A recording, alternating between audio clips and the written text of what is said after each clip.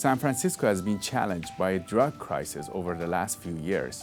There's some changes in the city, there's a new mayor elected, and people are wondering what will come next. My guest today is Cedric Akbar, who's a recovery expert, has lived in San Francisco many years, and recently he got involved with the politics of the city. He's here to tell us what's happening on the ground. We have a lot of people that come, consumers that come from across the country and from across the world to be able to come to our open air drug scene because you won't get arrested. People will give you the means to use. I'm Cedric Akbar. Welcome to California Insider. Cedric, it's great to have you on. Welcome. Thank you, and it's great to be here because I appreciate you for allowing us to be here. And I just wanted to say this to you too also, that what I have learned about in life is this. You know, when we first, you interviewed us the last couple of years, 2 or 3 years ago, we said, okay, this is Republicans, and I was putting you in a box, and I don't like to be labeled. So for that, I just wanted to apologize to you because found out we all human beings, and you and I agree more than we disagree. So I just wanted to say that, and I just want to say thank you for inviting us here. No worries, and thank you. We try not to have a position in our paper, right? But somehow online it said we're right-leaning, but we're trying to change that. And yeah, but I appreciate that though. Thank you. Yeah. So we want to hear about what's going on in San Francisco. You guys are on the ground, and now you've been involved in some politics now. You got involved in politics. And we want to hear what's happening in the streets of San Francisco from you. Well, we still try to stay underground. We call ourselves the underground kings of recovery. But for the most part, San Francisco right now is at a point where it's ready to explode with change. During the recent election back in March 2024, they had the Democrats for Change. They ran on a ticket of law and order, housing, and removing the fentanyl off of the streets. That part, I don't know if they continue to support it, but that's another story for another day right now. But on the other side is that movement started, and I think a lot of people felt it in their hearts, but they never had the courage to say it out loud. And that's where our voices came through and were speaking on it. And we wasn't speaking on it to be harmful or hurtful to anyone. We was just looking at the emergency situation that was going on in the street, and it needed to change. And so like now, the streets, the city is coming back. I must admit that it's coming back. Mayor Breed pivoted, and maybe she pivoted a little bit too late in order for her to get reelected, but she did pivot. And when she pivoted, she started making the necessary changes like treatment and saying things that is not going to happen in this city. And as of today, most of the Tenderloin, the area where most of the activity has happened, is basically cleaned up.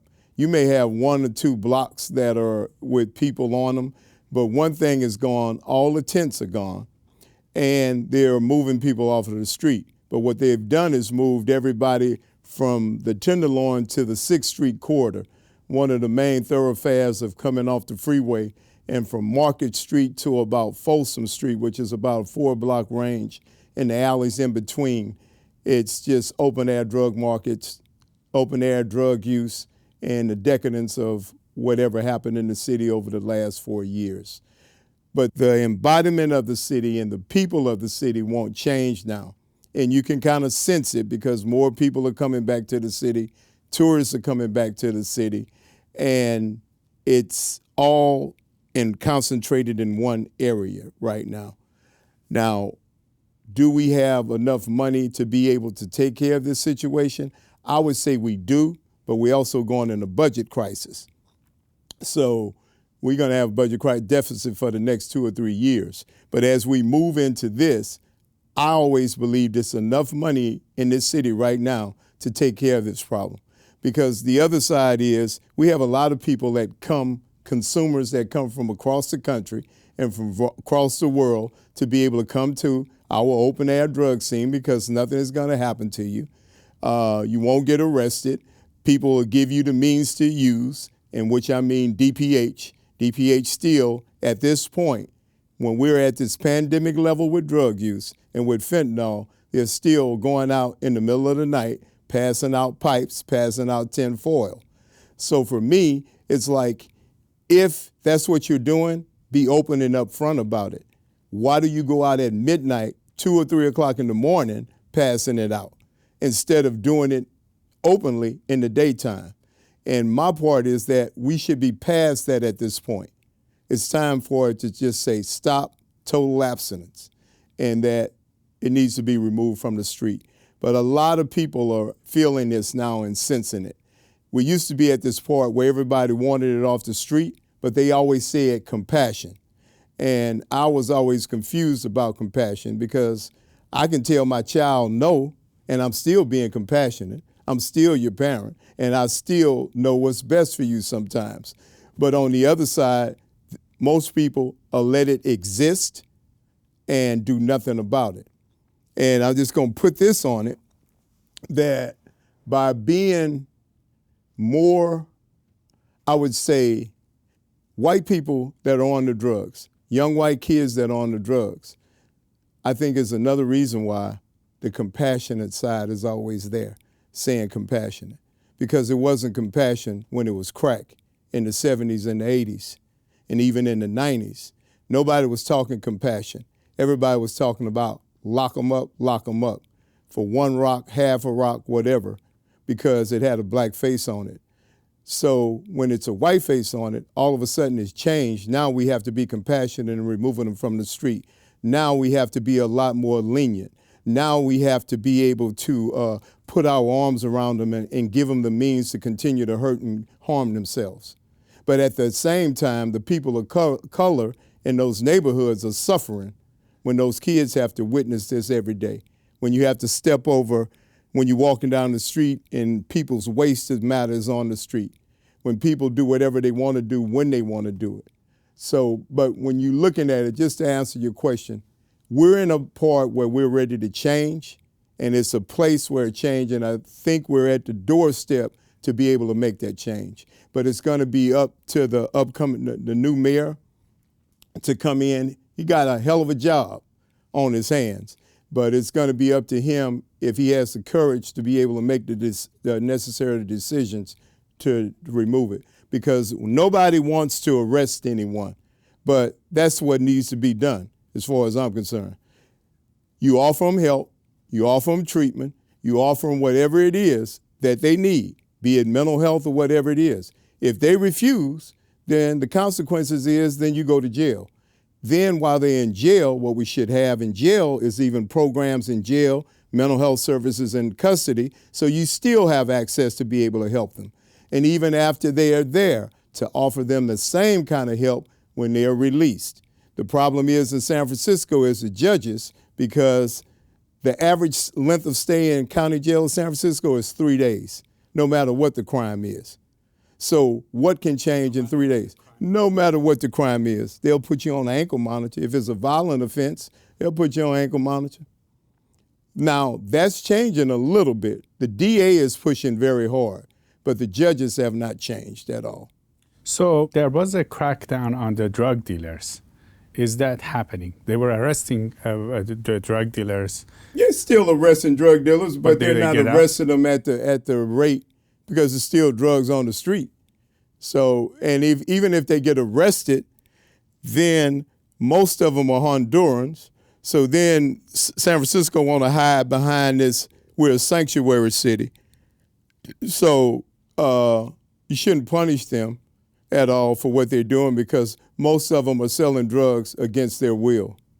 And that was their way to get here, which, okay, it might be a few that's doing that. Might be 20, 30% of them doing that. But the fact of the matter is that they still selling drugs. And it's an issue that needs to be dealt with. And like I said, again, San Francisco talks out both sides of its neck. One time you're a sanctuary city, but then you're going to allow people to come here and sell drugs. And also a place where you will give them housing, and they're not even citizens. So I don't quite understand. When local San Francisco people been staying there all their life, still homeless in the TL. So that's another problem for me. And also that part where I was saying people coming from outside of other cities could get GA right away, could get housing right away within 3 months of being there, could get that. And the citizens of San Francisco that are born and raised there suffering. Now, are the people that are in these streets like doing drugs, do they have access to housing? I would say over between 50 to 60% of the people already have housing, but they choose to continue to live on the street. So they have the housing and they're on the street? Yes, because I can't sometimes bring it into some places, or I can't, not that I can't bring the drugs in, but I can't bring my friend, your friend, and everybody else in. And plus the way fentanyl is, that drug is like, as soon as it wears off, you want it back, have to get high immediately. So when you have to do that, you stay close to the drug. You never want to leave it. Because even my own self, I know as a reflection, I was a heroin addict. And I never traveled and went nowhere because I was afraid to always leave my connection or being close to it. And so I can imagine what fentanyl is like for people. That's why I know part of why they stay in the street like that, because easy access, you have to stay right there. So I can always, and it's cheap, $5, $10 a hit. So anything that cheap, then, you have to use it a lot of times. Our sponsor today is Shenyun. There's been some negative press on Shenyun recently. Shenyun's mission is to revive ancient and traditional Chinese culture.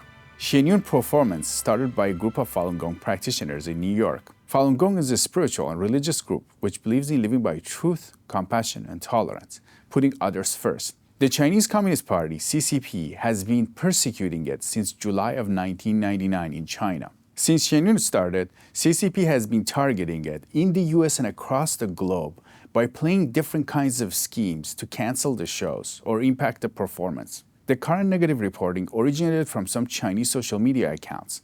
And we know that CCP is given a new directive to go after Shenyun and Falun Gong in the US by turning the public opinion against them. If you hear something negative on Shenyun, make sure to do your own research and your own due diligence. Despite all of CCP's campaigns against Shenyun, the show has managed to grow significantly across the world. I highly recommend you go see it. I've been going to it for the last 14 years as they change the performances every year. They're coming back to California. Make sure you go see it.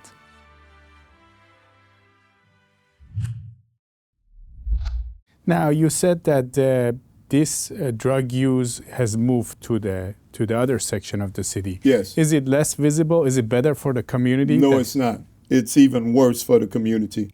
In fact, we have a program, one of our programs is there, which is a stabilization center called Billie Holiday. And all of this is right out front of our program. And really at night, it turns into something else. You would think you were on a movie set the way it looks at night. And even for them to even look out the window sometimes, and this is where people are really trying to not be on drugs, and they have to witness this and see this. And the neighbors, the whole neighborhood, they don't like it, the people that live in that neighborhood. But it's not a good look. But again, the new mayor says he's working on it. That's going to be one of his first places to go on attack. We even have a supervisor that is working on a bill that's saying arrest 100 people a night. I thought he was going to get a lot of pushback on it by just saying it, but he didn't. So, so people want that to happen. Yeah, people want it to happen. And especially that neighborhood, they want it to happen. And it's the south of Market area. And they really want it to happen. But I walk down that neighborhood because we have like 2 or 3 programs in that particular neighborhood. And I talk to the people. And their point was, it's not so much that they don't want a program there. They just want accountability in the different areas. They don't want people to be allowed to use drugs. They don't want people to be tearing up the buildings. They don't want people where they just have no accountability at all. They want people to be a part of the community. That's why, for me, my work is always trying to talk to community people and allow them to be a part of our recovery system and come to our programs and be a part so they can be able to see what's going on and add whatever they need to add to the program for their safety. Because for me, in San Francisco right now, in anything you have, safety first. And everybody should be safe. Not just the people that are using drugs, not just the people, the rich people. Everybody in San Francisco should be safe. Do those people in those communities feel unsafe because of this? Yes, they're very unsafe. And the part is, if it's the trauma for me watching that every day. I'm down there sometimes just walking from building to building, and I may stay inside the building. I may be down there for 4 or 5 hours, but just to walking outside for maybe 20 or 30 minutes is too much for a person to bear and see. And everything is, last time I checked, selling drugs was illegal, using drugs in public was illegal, selling food items off the street was illegal, which you have a group of people that do that. They don't get arrested either. I don't know where they're getting these canned goods from, where they're getting this food from, selling cigarettes and all of this on the sidewalk with a blanket, doing all of that. It's just like a whole nother little world. All of those things are illegal as far as I know, but nothing happens. And what about the crime situation in San Francisco? Well, crime has really been reduced. You know, like I was saying to you before about the bipping, which is breaking in cars, that is almost like non-existent anymore about the bipping part. What kind of rose was, but that's mostly in Oakland, but you know, you would have people steal a car and try to drive in a building and break in stores that way. You had those kind of rise.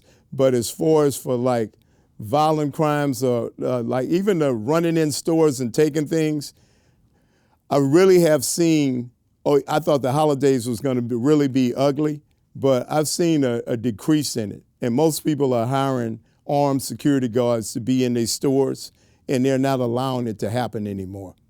Now, does the person necessarily get arrested? No, but the people do step in and stop whatever you've taken, I want it back.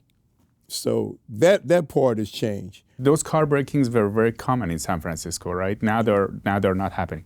No, they're not happening. I mean, if they are, like I said, it could be 1 or 2 a month, but I don't see it anymore. You used to walk down the street, see glass up and down everywhere. The street. It was rampant, but I just don't see it anymore. How did that happen? What are your thoughts on that? Well, I know the police force, they had a task force that were going out and being there when the person would do it, and they also started arresting people. And even on those particular arrests, they would be in custody for a while. I mean, a while now is maybe 2 or 3 months, something like that. So they really started enforcing that. And that's the only thing I really think stopped it was police enforcement. And plus, citizens themselves, you still see it. People either leave their windows down or everybody have a sign in their car. There's nothing in here, no valuables in here, or just leave your door open because, you know, why break somebody's glass? I even got bipped one time. I couldn't believe it. I was running for this DCCC, and I had a speaking engagement, and I was parked like no more about 20 feet away with a clear glass. I never even saw the person do it, but came out, car broken into. Yeah, but they didn't take anything. They didn't take anything. But the point is, you're paying for a glass that's going to be $250 or more. And every time my window gets broke, I get bipped, it rains. So makes it a little worse. So Cedric, you have been getting involved with the political scene in San Francisco. Yeah, it wasn't something I wanted to do, but I think our organization, Positive Directions Equals Change, and me, Craig Johnson, we would go out and speak against what was going on in the street. And what we were asking for is treatment, real treatment, not Suboxone, not methadone, not giving people the means to be able to use. I could see that in a place where it was no drug use hardly, or for the people that did use drugs, I could see education with that. But we were at a point where this was beyond pandemic levels. So we would speak out and talk about it, and we would go to different places and speak, and people would ask us to speak. So I guess we were like the mouthpieces of speaking for it. And through that, I'm not going to call no names, but certain agencies stepped to me and asked me would I run. And it was for the San Francisco DCCC. I had no clue about even what the hell that was. We started looking it up to try to find out what it was and all of that. And I didn't really want to, but then after I talked with Craig and talked with our support group, everybody said you should do it because that's the one where we were the Democrats for Change. So all progressives were on this particular slate. The progressives had held the seats, and progressives have been holding it for the last 8 years. Which they would control the Democratic Party in They San was Francisco. controlling everything in San Francisco. But anyway, as I was saying about running for that office is that people asked me to do it. It was unfamiliar ground for me. I did not have a clue about what I was doing. And they told me I had to go to house parties. And I didn't have, I thought, house party. Okay, the last house party I've been to was that you go get loaded, you have a good time and all of that. But house party is where you go stand up, present yourself, talk to the people about 5-10 minutes and ask for money. That was another one. I had a hard time asking for money. I could not ask nobody for no money.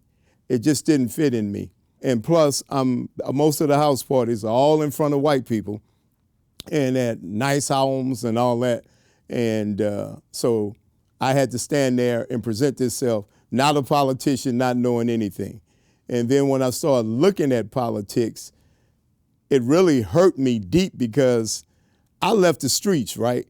And in the streets, you handle your business when people cross you, or what you might mean by crossing, like lie to you or don't do what they say they're going to do or do something to hurt or harm you. It don't have to be physically, but like take your money or take your drugs or whatever, right? So I get in politics and I'm looking at politics and they just being slanderous with each other, doing all, and it was like, this kind of stuff we kill about. You know what I'm saying? It's like, come on, man. I can't believe y'all doing this. And it was a lot of backbiting. It was a lot. And then, I would see, like, I shake hands with you and you saying you aligning with me or something. And then the next time I see you aligning with another person, the next person. And I was like, and then in San Francisco, it killed me because I would start speaking and saying, we like 60 to 70% Democrats. So why are we so far apart? It makes no sense. And anywhere else, if you had that many, whether it be Republicans, whatever it is, they would all be in line with each other and marching to a tune. So that threw me off. And then only thing I ran on was what we stood for. And I had no clue that I would win. So this is a citywide election. And by having to be in a citywide election, that means I had to go all over the city. And a nobody. Never ran before, never did none of that. And it worked out like that too, because when the first votes came in, our whole slate was in. And then it took damn near 2 months before we get the final results. And I was the last one to I fell out at one time, but I never fell out anymore. And every time I have to go and look and see. And it was like, man, I said I didn't go this far, but it was amazing though. I had got like citywide for nobody. I already got 30-some thousand votes, and I was shocked. And I don't know how it happened. And I looked like this, never put a suit on, never put a tie on, never did any of that. And but just standing on what we stand on. This politic thing is, oh man, this is something else. This is hard for me really to digest. Why didn't you put on a suit? Huh? I didn't wear a suit because I dress like this to this day, and I'm gonna still do it. In the 90s, I would dress this way and go in the board meetings, go all kind of places just to show that just because we're dressed like this don't mean we act like that or that we're gonna be that way, and just to show people a different perspective. What do a neurosurgeon, a country artist, and a television and radio host have in common? They all saw the writing on the wall. Big banks sharing your financial information with big government. Join them as owners in Old Glory Bank, the pro-America online bank that protects your privacy, security, and liberty. Invest today at own.oldglorybank.com. You guys have a nonprofit. You have been helping people to recover from addiction, and you had your own story. Can you tell us your story? Well, my story is, I guess I was really in denial about my story until I did get sober. My grandmother raised me. That was like the only mother I knew. I had to fend for her, and she had to fend for me. And my grandmother was always matter of fact, straight up. Like some people would tell you the boogeyman gonna get you or whatever. My grandmother would tell me, like when she got ready to go out I'm 5 or 6 years old, she'd tell me, look, the only person gonna come up here is bother you is Willie the Wino. And if he bring his ass up here, just come down there and get me. You know what I'm saying? She was like matter of fact, straight like that. So I guess really I didn't have no childhood. And it took recovery to bring it out in me that I shut down when my mother left me. That's when I shut down. Because of my father, I never knew him. And everything I heard about him was negative, and that was through my mother. So I didn't know him at all. He left, they say when I was like 2 months old or something like that. And ironic about him, everything he did, which I said I wasn't going to do as a kid, I did exact same thing because he left, came to California, went to prison, and was a heroin addict. And I did the exact same thing for a man who didn't raise me. So, but like I say, growing up down in segregated Third Ward, Houston, Texas, it was like the only time I saw white people was downtown or on television.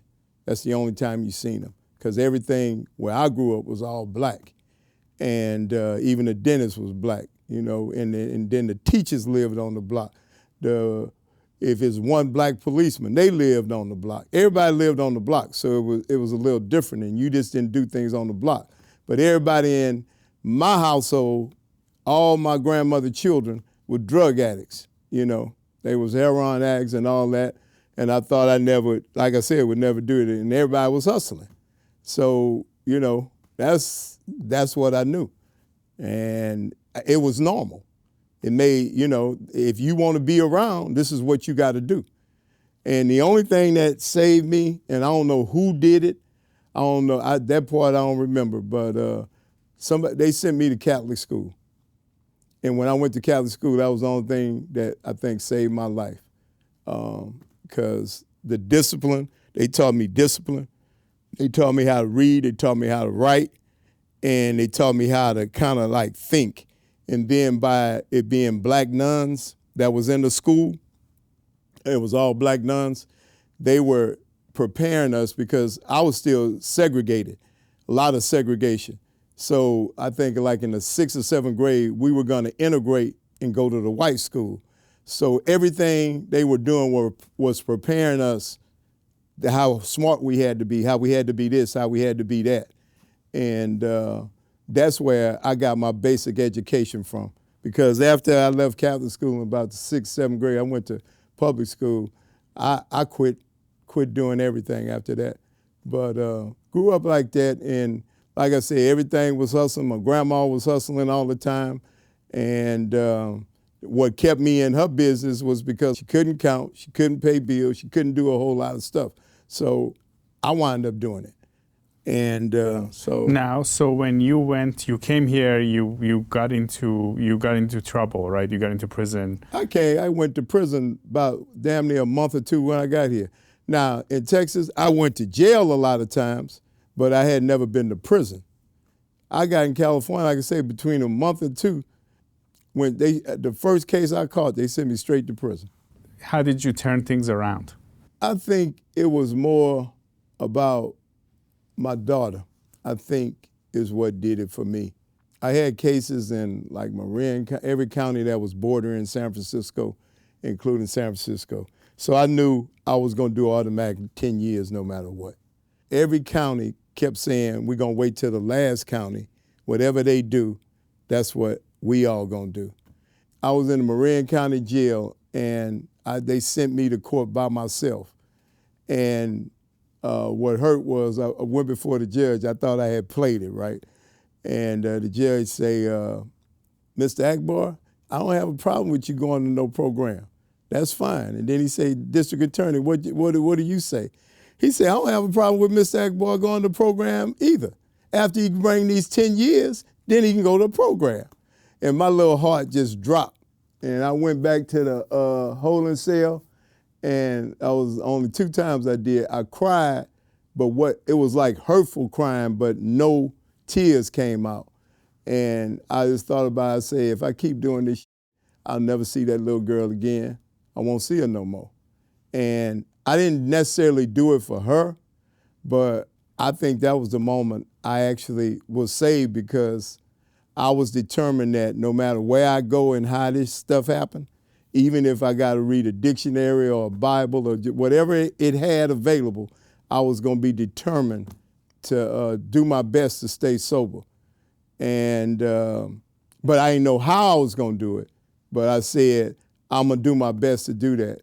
And then they finally offered me, it was CRC. I don't even know if CRC is still open. California Rehabilitation Center. It's down here in Norco, California. And but nobody ever took that because you never got off parole.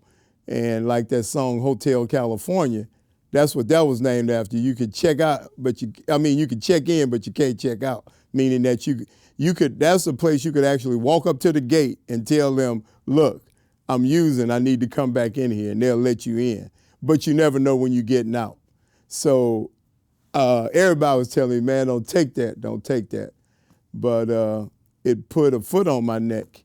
I kept writing programs then because I was kind of like serious about going to program, but I still wasn't going to program to stay sober. I was going to program because I knew if they let me out, I'm going straight back to the Tenderloin, to a hotel room, and I know I would be using within a day or two, no matter what happened. So I kept writing the programs, and every program kept telling me no, no, no. And at this time, which is Health Right 360, Walton House told me they'll take me up on my release. And when I finally got out, they let me out on a Friday. And it was so strange because so many people would get released and wouldn't make it past the airport before they got arrested and was back. So I knew then, I say, whoever I go out here with, I'm not doing it. You couldn't make plans or none of that, so just drop me off. I said, I want to go to San Francisco. They told me it didn't leave till like 7, 8 o'clock. I said, well, what, Oakland? And they say, we got one to go Oakland within an hour. I say, put me on there right now. And because you didn't want to be because you only get $200. So hell, half of that just went on the plane ticket, So got to San Francisco. It was a Friday too. I got to Walton House at about 3:30 or 4 o'clock. So nobody won't do no bit. Everybody going home for the weekend. And they told me, come back Monday. And I said, I can't do that. I said, if I come back Monday, I know I'm going to be loaded. I said, no, I can't do it. And they kept telling me come back Monday. So I didn't know where. I just did this one. I told them, I said, well, y'all call the police on me. That's what you do. Just call the police because I ain't leaving. And looking, again, hindsight, I could tell that now looking at that dude was ready to go home on Friday. I know I pissed him off that, man, this man doing this, but they went on and sent me because if I wouldn't, I know what would have happened. But, So you did have a lot of determination to actually make it happen. It wasn't like determination to stay sober. It was more of I know what would happen if I do go this route. That's what it was more of. Self-will, you can live that don't work. But I knew I needed to be somewhere. And even when I was in the program, I still didn't get it. on how the hell I'm gonna stay sober. And it wasn't until I met Craig that the lights and the bells and the whistles came on. Because he worked at this place called Northern California Service League. And another story go there, I had one of his best friends, Lee Boone, he used to be my counselor, but he couldn't like talk to me the way he wanted to talk to me at that, so he would send me to Craig. And how I got it was when I'd be sitting in Craig's office, and Craig would be on the telephone. Craig Johnson, who's actually running your organization, right? He'd be on the telephone, and he may get 10 calls within 20 minutes or less than that, short conversations. And when I seen him do that, I said, that's what it is. You gotta stay checking in with somebody. This is the key to this. Instead of somebody else always, we call it putting a foot on your neck, you put your own foot on your neck. So when I saw Craig do that, that's when the light came on in my head about what this is about. And this is how you do this. And I was one that don't like to talk. I kept everything to myself, kept everything close to the chest, don't let nobody in or none of that stuff, even in sobriety. But what I learned with that is I'm gonna have to open my mouth and say something to people, like little things. I'm going across the street to the store. And by me doing that, I'm being held accountable because that's what I called Craig and say that's what I was gonna do. So I need to go do that and come back. Because if I go to that store and you pull up and say, let's go to Oakland, then my job is to call Craig and say, Craig, and I already know what he's gonna say. He said, man, you told me you was going to the store.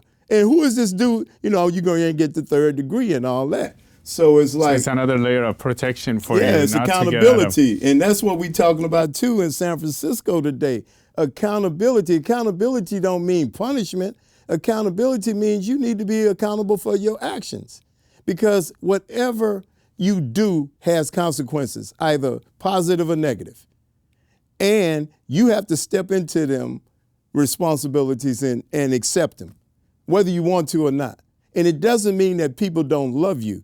Because for me, when you step up and be accountable for your actions, it makes us embrace you even more so. And that also, for me, it builds character.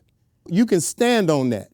And people will recognize that when they see that in you, that you're a person that's about something.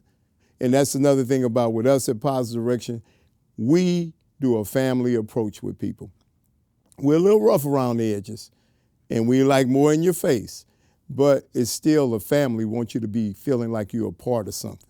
We want you to be able to stand up and be accountable for yourself. We want you to stand up to be able to answer a question in your words, not somebody else's words, and be able to be, with your family, be connected with everything that you choose to be connected, and put, like especially in African-American households, put men back in the house because, they're gone now. But I'm about doing and making things happen and seeing the change and happen with people and making people whole again. Because I truly believe even those people that are laying on the ground, laying in their own feces and all that stuff, is hope for them. Do you think San Francisco will come back? Yes, San Francisco going to come back. I know it's going to come back. San Francisco is a resilient city. I wouldn't be there if San Francisco wouldn't come back. You got to think about this too. And there's this is something else and this is real personal to me about, I have been going out and speaking all the time. And I really, truly believe that God only put me in these positions to make me talk about him. And not necessarily talk about him, but to demonstrate his character so others can see it. And what he can take a wretched person like me, and I can turn this wretched person into something else. You know what I'm saying? And so answering about San Francisco, so if God can take me in turn, I know he can. And look where he have us, in San Francisco. And I got saved in San Francisco, of all places. You guys see it in the belly of the beast. And something we make a joke about, but it's kind of real, is that when you come to Positive Directions, that's your last stop. We don't have advertisement nowhere. We don't sell ourselves or none of that. But when you wind up in Positive Directions, if you leave, it's two places you're going. That's either jail or you dying. That's what we've seen. We call ourselves the last house on the block.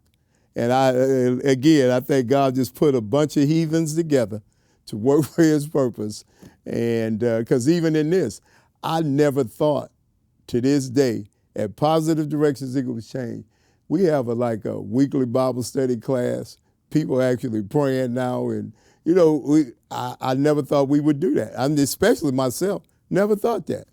Now, I got a whole lot of work to do, because my mouth is bad as all outdoors, and but I still, like I said, I know it's hope, and I know this city is going to come back, and I really think it's going to come back now because the feeling has changed. Only thing we have to do, and that's going to be my part, stop pointing fingers at people. Because that's what it is. There's a lot of finger pointing. And so then nothing gets done and it makes nobody want to rise up and do anything. Now, you can call somebody on their stuff, yeah, but help them do it. It's just like now with this new mayor. I admit I'm a Breed fan. But because the love of San Francisco, my love of it, her love of it, and everybody's love of it, we're going to do whatever we can to help Mayor Lurie to be able to pull this off, whatever it takes. You mentioned the love of San Francisco. You San Franciscans do love your city. Can you tell us, where does this love come from? First of all, it's the breathtaking views. I mean, to wake up and just to look out, and I love water, and to see all these sights. Then in one neighborhood, you can have Asian, you can have Latino, you can have Czechoslovakian, you can have a Jewish person, and you can have them all at different levels. Some poor, some have money, and how we culturally all work it out together and we'll pull together at certain times. That's one thing I did like about being, the Asian community embraced the hell out of me. Why, I don't know. All of a sudden now I got more Asian friends, I have more Indian friends. I have, I'm talking about India, not Native American India. But it's like San Francisco does that. It opened that up. It's segregated, but it's not segregated because like I was saying to you, once I open my world up, everything is opened up. And like going through the different neighborhoods and being able to smell different flavors and watching how people do certain things, but we still all San Francisco. And it's like no judgment. Now, have we gone too far with non-judgment? Yeah, we have. I mean, it's kind of like you want to let people do whatever the hell they want to do. But it got to be some guidelines and rules. You know what I'm saying? In anything. And it got to be some kind of order in life. But San Francisco is just a place where, and then it's like even just looking on a personal level, where else could an ex-convict heroin addict be in politics? Where else? I don't know too many other places. Because any other place they do it, they would put you up as a poster child. You know what I'm saying? And they would be like just bragging about that person. But in San Francisco, it could be done. Craig always called it from the guttermost to the uttermost. You can have like within a 1 block area. And that's the other thing always was scaring me about, this is the funny part, Halloween in San Francisco. It's scary because the fact of the matter is you could have a person that's been living on the street for the last 10 years and got straight mental health issues and don't take no meds in the same party with somebody rich and nobody would know the difference because, everybody dressed up and whatever. That's what can happen in San Francisco. So, and it's also inviting in the sense of trying to ensure. We talk a lot about it, but at least they try to ensure that everything we have some type of equality. But it's still BS. It's no equality, but at least people make an effort in doing so. We hope that you guys will continue your work there. And Cedric Akbar, it was great to have you on California Insider. Thank you, brother. Appreciate it, man. It was great to sit down with Cedric and see what he's doing for San Francisco. It's great to see people like Cedric who care about the city, are on the ground, and are doing the best they can for the city. Let us know what you think of the situation in San Francisco. You can always email me at siamak@californiainsider.com or leave us comments. We read all of your emails and comments. We'll see you next time.